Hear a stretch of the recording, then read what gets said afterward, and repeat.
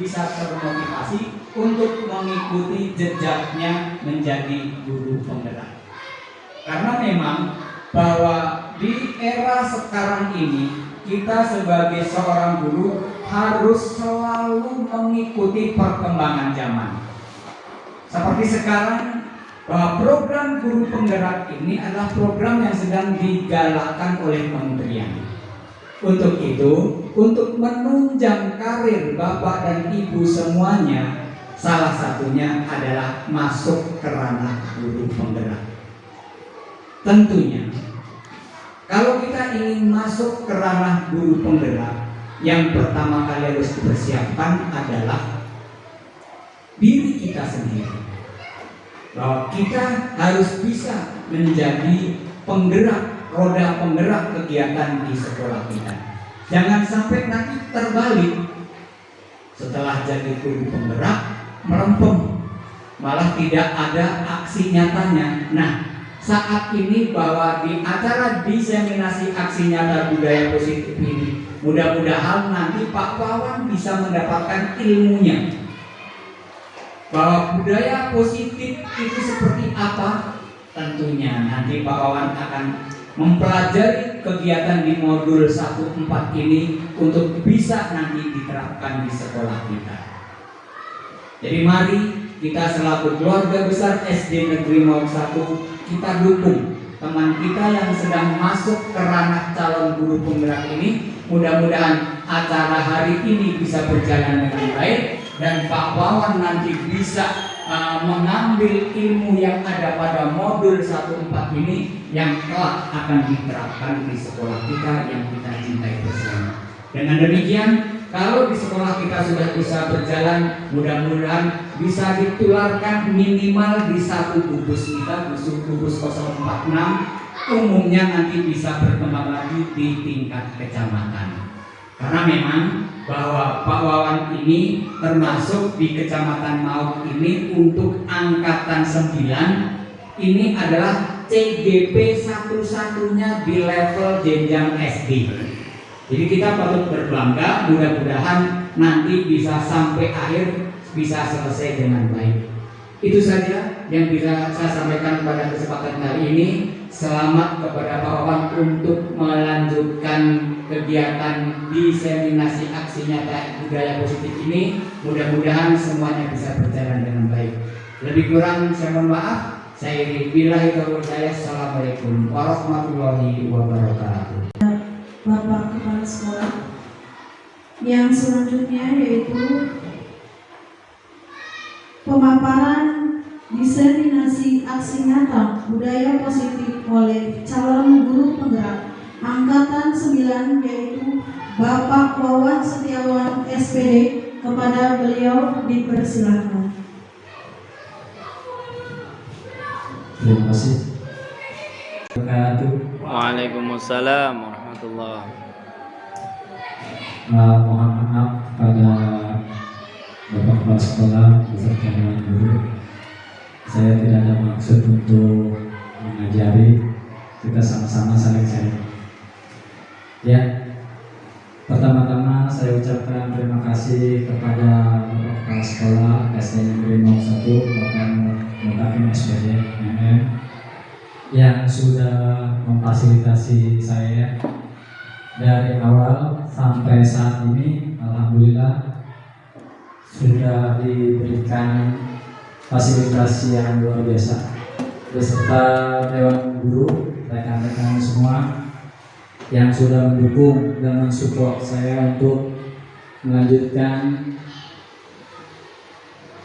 salah satu program pemerintah yaitu guru penggerak, di mana saat ini saya masih calon, ya, artinya tinggal mengikuti step by step, tahap per tahap. Ya. Tahap pertama adalah pendaftaran, lanjut dengan tes lulus, lanjut dengan mengikuti pendidikannya. Saat ini saya mengikuti pendidikan, di mana pendidikan ada beberapa tingkatan. Yang kemarin sudah melalui PI Lokakarya, PI lagi, Lokakarya lagi selama 7 kali Lokakarya. Baik, Bapak Ibu, rekan-rekan semua, sebelumnya saya mohon maaf sebelumnya karena sudah disampaikan pada siswa, cuma judulnya saja yang belum. Ya, apa sih yang seperti apa sih budaya positif? Baik. Nah, ini perkenalkan yang di atas Ibu Siti Mariam SEMA sebagai fasilitator. Beliau adalah fasilitator yang saat ini rumahnya atau tempatnya di Papua, ya, di Papua Barat, ya, di Papua Barat ujung. Dan yang paling bawah mungkin sudah hadir di ini beberapa kali, juga salah, PI 1 dan PI 2, namanya Pak Asep Supriyadi. Beliau adalah pengajar praktek yang membimbing saya untuk menjadi guru. Dan yang sebelah sini adalah calonnya, ya, calon, ibarat masih ngerintis. Ya, namanya orang Jawa. Ya, oke. Tak kenal maka tak sayang. Nama saya Wan Setiawan dari SD Negeri 01, domisili atau tempat tinggal saya di Desa Sasak, khususnya Kampung Kijen. Lanjut. Nah, saya membuat rancangan tindakan, ya, untuk aksi nyata seperti yang Bapak Ibu ketahui bahwa untuk melakukan aksi nyata itu ternyata gampang-gampang susah, apalagi berhadapan langsung dengan siswa. Terus kalau sudah berhadapan langsung dengan siswa, terus diterapkan lagi ke dalam medianya. Nah, ini adalah latar belakangnya, Bapak. Latar belakang mengadakan aksi nyata budaya positif di sini adalah murid adalah sumber kreativitas. Murid adalah sumber kreativitas seorang guru dalam menentukan proses pembelajaran di ruang kelas. Kebanyakan murid di ruang kelas hanya bercanda dan mengganggu teman lainnya. Betul ya? Sering bercanda dan mengganggu teman lainnya ketika waktu proses pembelajaran. Sehingga guru memberikan pertanyaan kepada guru-guru, tapi murid-muridnya tidak bisa menjawab. Kenapa? Karena tidak konsentrasi ketika guru menjelaskan. Beneran, mereka jangan dikatakan. Kok videonya stop terus? Tenang, Pak. Ketika ditanya, si murid tidak akan bisa menjawab. Tenang. Tes. Tidak. Tes. Ya, lanjut. Tes. Tidak bisa menjawab karena tidak konsentrasi kepada apa yang dijelaskan oleh guru tersebut. Pada akhirnya guru tersebut memperingati supaya tidak lagi bercanda dan mengganggu teman. Biasanya guru teriak, "Hei anak-anak, berhenti!" Kan? Nah, melaksanakan budaya positif.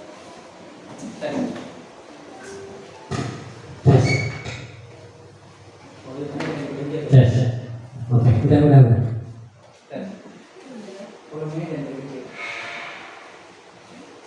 Tes.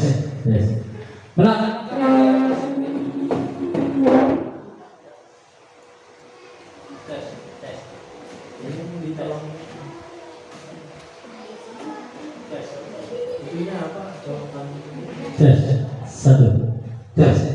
Satu.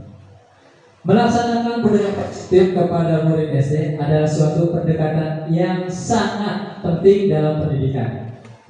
Budaya positif menciptakan lingkungan yang fokus pada pencapaian akademik dan perkembangan pribadi, serta mendukung pengembangan minat dan bakat. Menerapkan disiplin yang adil. kategori ini, tujuan dari sini itu padahal sudah dilaksanakan oleh rekan-rekan semua, sudah dilaksanakan. Tapi judulnya seperti apa? Ya. Kalau prakteknya sudah. Jadi beberapa item inilah yang menjadi tujuan mewujudkan budaya positif di lingkungan sekolah.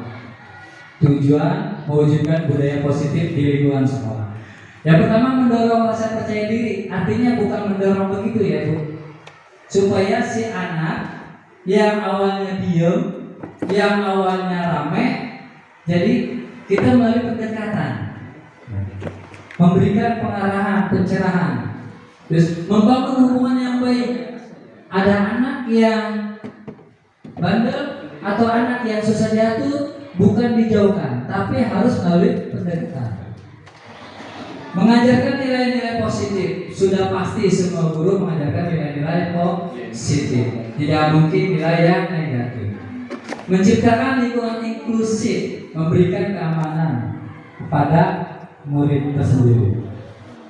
Fokus pada pencapaian akademik dan perkembangan pribadi, memberikan pengarahan, menjabarkan materi serta melakukan proses-proses dalam pembelajaran.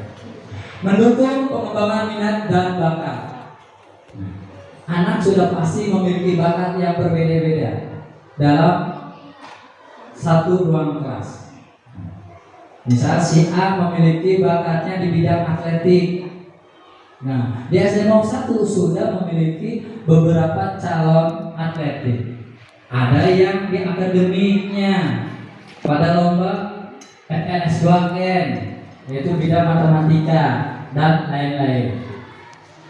Mendukung, menerapkan disiplin yang adil. Menerapkan disiplin yang adil itu dalam artian konteks apa? Marah satu, marah semua? Tidak. Artinya memberikan menerapkan disiplin yang adil itu ketika anak berbuat hal-hal yang tidak baik, lebih baik dipanggil, dirangkul, dijabarkan, dijelaskan. Jadi jangan si guru merasa membuat salah. Nanti ada di penjabaran tentang segitiga. Segitiga. Oke, lanjut. Tolak ukur. Saya melakukan tolak ukur pada kegiatan budaya positif. Yang pertama adalah siswa memiliki kesempatan untuk belajar secara langsung dan meningkatkan pemahaman mereka dalam berbagai konsep pelajaran. Siswa memiliki kesempatan untuk belajar secara langsung dan meningkatkan berbagai konsep. Yang kedua, memahami realitas sosial di sekitar mereka dan membentuk rasa empati yang lebih kuat lagi.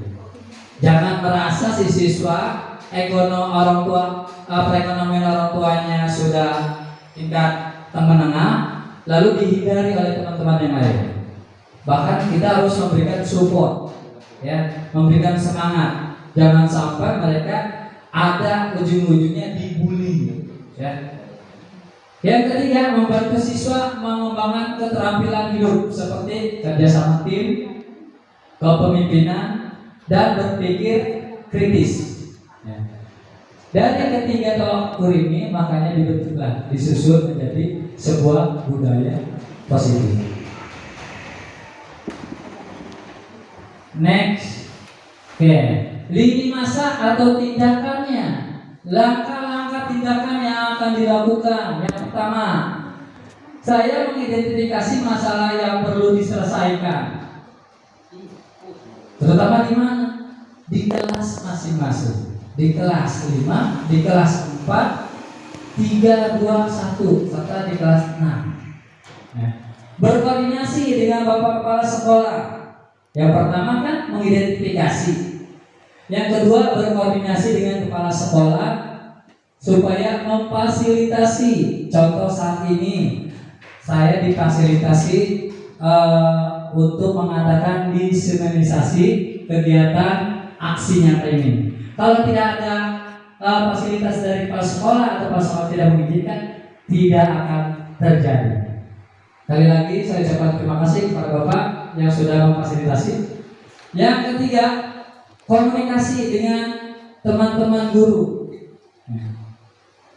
Izin kepada Bapak Kepala Sekolah melalui surat. Kalau saya langsung share suratnya di grup kurang etis, makanya saya izin dulu. Takutnya ketika saya share di grup, tahu-tahu Bapak Kepala Sekolah belum mengizinkan. Ya, akhirnya alhamdulillah ketika saya ke Bapak Kepala Sekolah, saya kirim ke Bapak Kepala Sekolah langsung respon. Yang keempat, mengevaluasi hasil aksi nyata ini nanti dievaluasi, ya, hasil dan dampak dari melaksanakan budaya positif. Lanjut, melaporkan. Ya, saya melaporkan kepada Bapak Kepala Sekolah hasil dari budaya positif yang ada di SDN 01. Ini adalah lini masa tindakan untuk mengadakan diskriminasi budaya positif. Dukungan yang dibutuhkan adalah yang pertama, dukungan administratif dari sekolah dalam hal waktu dan fasilitas. Kalau saya jujur aja untuk di sini di sekolah ini, alhamdulillah, ya mungkin teman-teman juga merasakan selalu difasilitasi. Kalau komunikasi langsung dengan Bapak pimpinan. Yang kedua, diberikan kesempatan untuk berkolaborasi dengan rekan sejawat dan berbagi pengalaman serta ide terbaik dalam melaksanakan aksi nyata. Setelah melakukan lolos atau lulus CGP, terus selesai melaksanakan aksi nyata budaya positif, nanti teman-teman akan melaksanakannya juga. Lanjut, diberikan kesempatan untuk mengembangkan kompetensi untuk mengikuti pelatihan dan pengembangan profesional. Nah, ini adalah salah satu saya mengikuti CGP ini izin dulu, ya, izin dulu. Salah satu meningkatkan pengembangan profesional, bukan sekedar ikut-ikutan, tapi sampai di mana kemampuan saya. Ya, teman-teman juga sama. Kalau untuk mengetes, menguji, jangan di dalam, sekalian keluar. Ya, mau bisa, mau enggak, nanti akan ada pengajar prakteknya yang memberikan arahan bimbingan, serta fasilitator yang memberikan materi-materi serta umpan balik tata caranya seperti apa. Ya, tidak jalan sendiri. Yang keempat, diberikan akses dalam berinteraksi dengan warga sekolah dan orang tua murid. Izin ke kepala sekolah untuk diberikan akses supaya berkolaborasi, entah itu kita keluar, kalau di luar gerakannya seperti apa, kalau di dalam gerakannya seperti apa. Nah, permasalahan yang dihadapi oleh murid SD itu ada 3. Yang pertama, Bapak Ibu guru yang saya hormati serta Bapak Kepala Sekolah, batas sumber daya. Yang pertama itu adalah batas sumber daya. Murid SD seringkali memiliki keterbatasan waktu, pengalaman, dan pengetahuan untuk menghadapi masalah yang kompleks. Murid SD sudah diberikan masalah yang kompleks, yang artinya masalah yang tidak ada ujung-ujungnya, lengkap. Yang kedua, ketergantungan pada orang dewasa. Murid SD cenderung mengandalkan orang dewasa untuk membantu mereka memecahkan masalah. Seharusnya mereka sudah bisa memecahkan masalah tanpa bantuan dari orang tua. Ya, di sekolah lah ya kita ajarkan cara memecahkan masalah, terutama masalah tentang disiplin. Yang ketiga, kurangnya kesadaran. Seringkali tidak ada pemahaman tentang isu-isu sosial. Nah, sekarang kan zamannya musim bully, Bu, Pak. Mereka tidak mencerna baik buruknya, dampak baik atau dampak buruknya tindakan bully yang ujung-ujungnya ada si korban, ya, bisa menyebabkan entah itu luka atau yang lainnya, ya, karena tidak dicerna lagi. Menurut mereka pembulian itu bagus, tapi tidak menurut para pengajar atau guru-guru semua.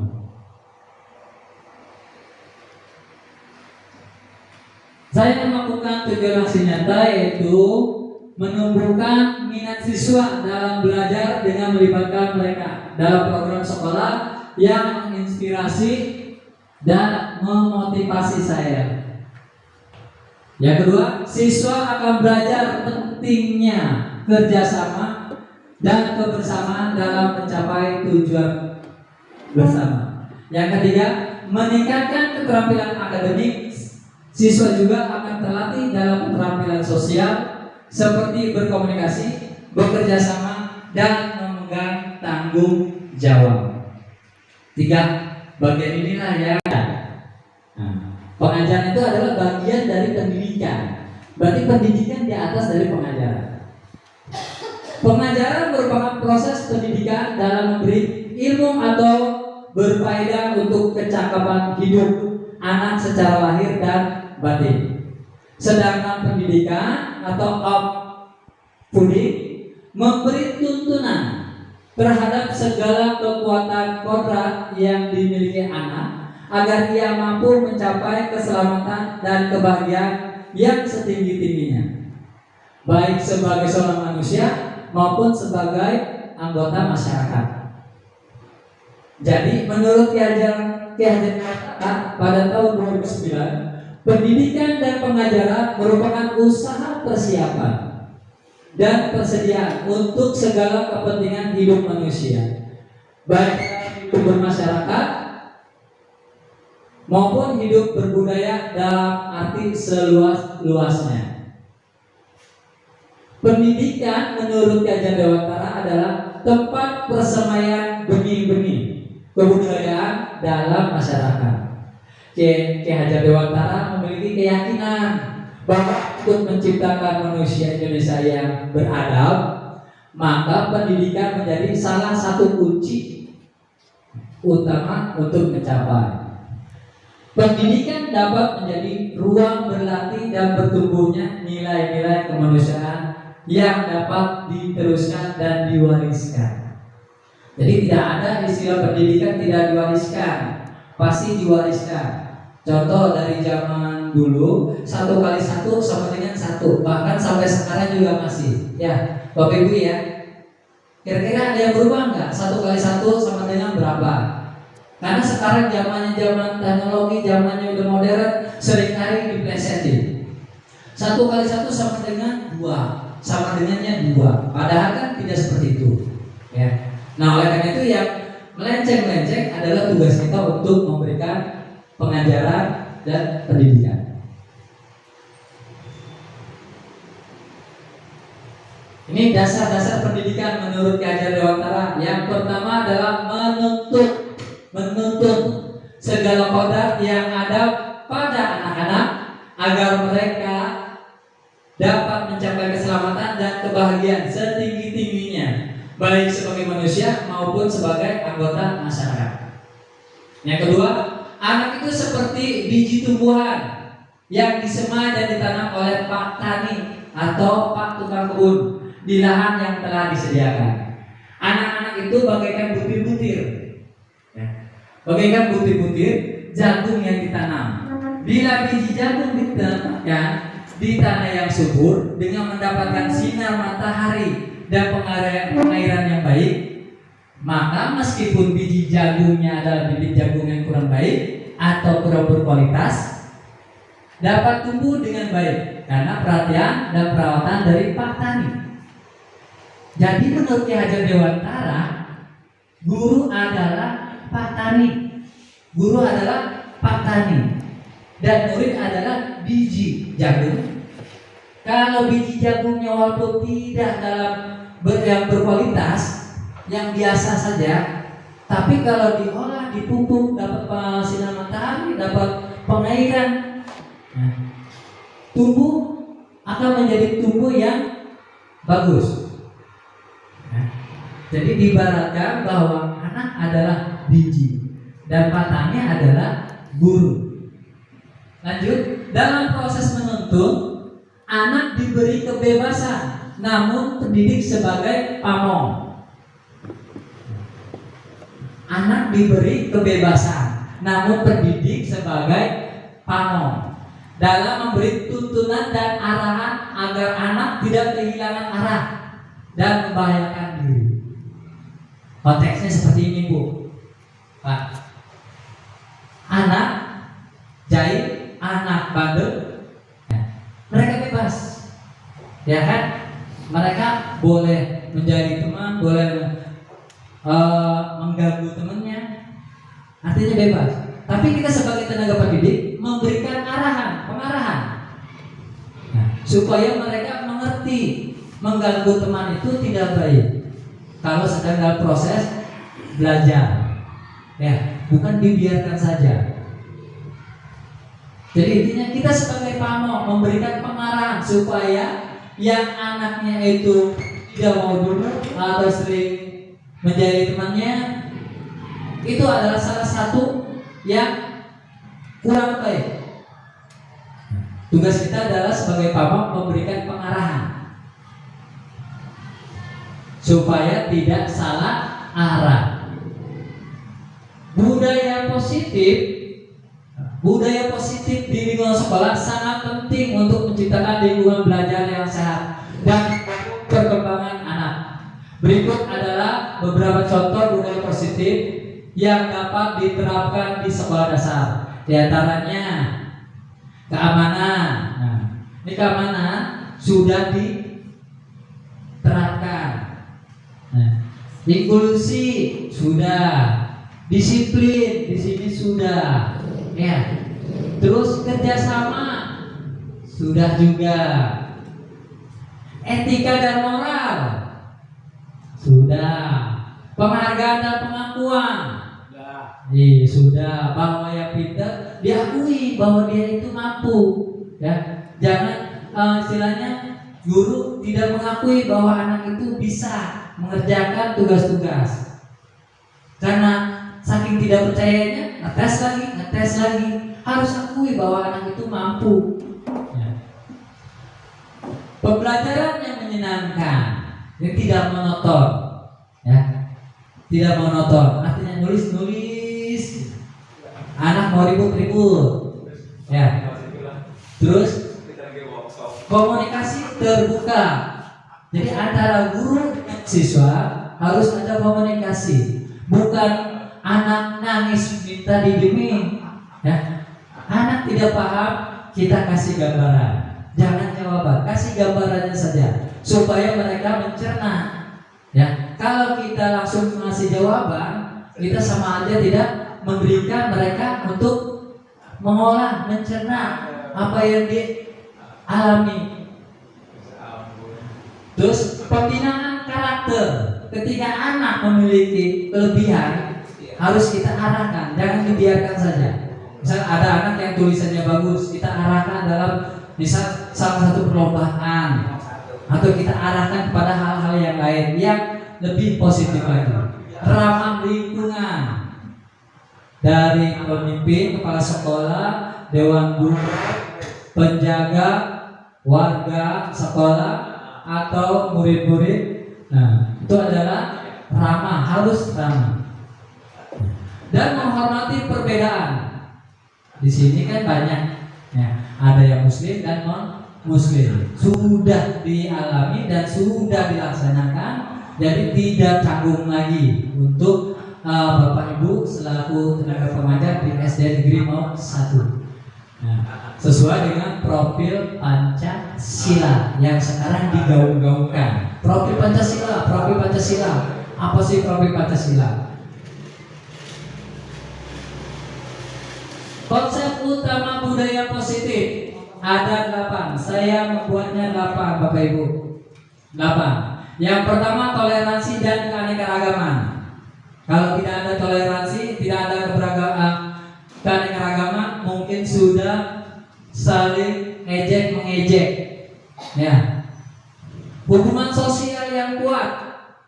Kalau tidak ada hubungan sosial yang kuat, nggak mungkin anak ketika dilatih tidak ada istilah kerjasama. Ya. Perkembangan individu mulai dari kelas 1, kelas 2, kelas 3, kelas 4, kelas 5 sampai dengan kelas 6. Perkembangan yang awalnya ketika masuk kelas 1 belum bisa calistu, akhirnya bisa calistu. Lanjut ke kelas 2, apa yang belum bisa, lanjut ke kelas 3 sampai dengan ke kelas 6. Restitusi atau posisi kontrol guru. Nah, di sini materi yang saya suka nih. Pada saat ada penyampaian materi oleh Pasil dan pengajar praktek serta karya, lokal karya. Ya. Restitusi, posisi kontrol.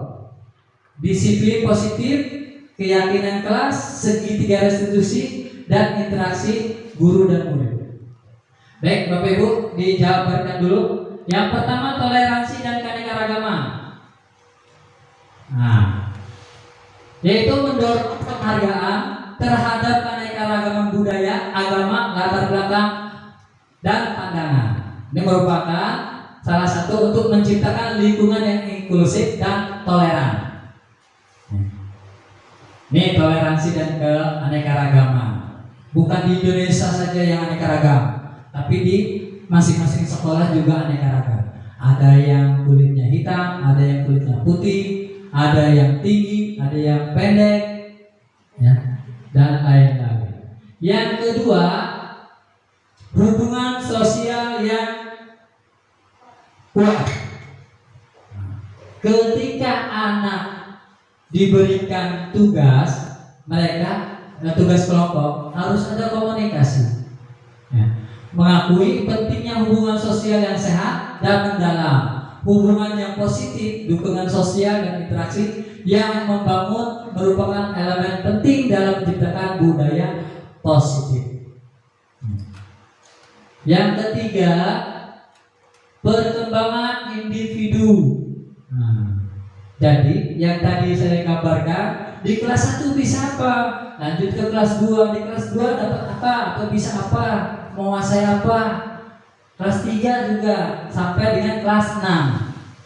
Nah, sampai kelas 6. Nah, itulah perkembangan individu. Tidak mungkin dari kelas 1 sampai kelas 6 hanya bisa menulis perkalian, tidak.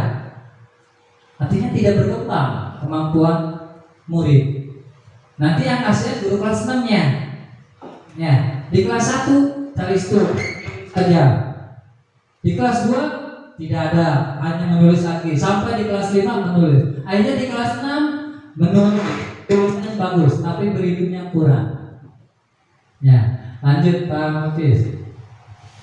Yang keempat, nah inilah restitusi, posisi kontrol guru. Ya, ada 5 bagian. Yang pertama sebagai penghukum. Yang kedua pembuat merasa bersalah. Yang ketiga sebagai teman. Keempat pemantau, dan yang kelima manajer. Seperti apa sih penghukum? Contoh, ketika murid melakukan kesalahan, langsung biasanya guru menegur dengan nada yang tinggi. Ya, ujung-ujungnya apa? Guru sebagai pembuat merasa bersalah kepada anak. Ya, pembuat merasa bersalah. Contohnya, ibu bapak udah capek ngajarin kalian. Nah, artinya kan si guru yang pembuat merasa bersalah kepada anak. Ya, bukan anak yang bersalah, tapi guru. Akhirnya ujung-ujungnya apa? Anak jadi pundung, jadi tidak semangat karena sudah merasa saya membuat rasa bersalah pada guru. Yang ketiga sebagai teman. Nah, harus melalui pendekatan sebagai teman, bisa komunikasi langsung, bukan sebagai individu. Yang keempat sebagai pemantau perkembangan si anak. murid dipantau. Hari ini menguasai apa, besok materi yang disampaikan apa, ya, dipantau. Jangan sampai kejar target, mau bisa mau enggak terserah. Jadi sebagai pemantau, ya. Dan yang kelima sebagai manajer, ya, memanajer. Jadi artinya ketika si anak dalam lingkungan sekolah ini banyak, ya, mulai dari si A, si B, si C, si D, tapi anak-anak tidak tahu, ya, iya, ya. Nah, ini adalah restitusi posisi kontrol guru. Jadi hindari sebagai penghukum, hindari pembuat merasa bersalah, utamakan sebagai teman, utamakan sebagai pemantau, dan utamakan sebagai manajer. Ya, lanjut, Pak Mukis. Disiplin positif, Bapak Ibu, di sini saya sudah memperhatikan bahwa di sini sudah menerapkan disiplin positif. Ya. Kalau di sekolah yang lain, ketika bel berbunyi tiap hari Senin, kalau guru berteriak-teriak, tidak mungkin baris. Ya. Kalau di sini sudah ada perkembangan.